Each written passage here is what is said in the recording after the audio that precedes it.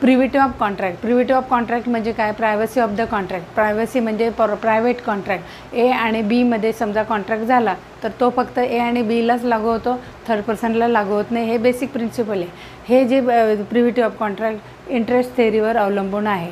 समजा उदाहरण घेऊया, ए हा बीला काही गुड्स पाठवणार आहे आणि बी त्याबद्दल त्याला पैसे पाठवणार आहे, कन्सिडरेशन. समजा एने त्याचा रोल परफॉर्म केला नाही किंवा त्याने ब्रीच ऑफ कॉन्ट्रॅक्ट केला, कायदा भंग केला, तर बीला फक्त बी आणि बी ओनली त्यालाच हक्क राहील राईट टू स्यू करण्याचा किंवा त्याच्या अगेन्स्ट दावा दाखल करण्याचा. ह्याला एक्सेप्शन्स पण आहेत. एक्सेप्शन्स काय काय आहेत? मॅरेज, फॅमिली सेटलमेंट, नंतर beneficiary under the trust act, agency, estoppel आणि इन्शुरन्स. असे 5 कॉन्ट्रॅक्ट्स आहेत की त्याच्यामध्ये थर्ड पर्सनसुद्धा दावा दाखल करू शकतो.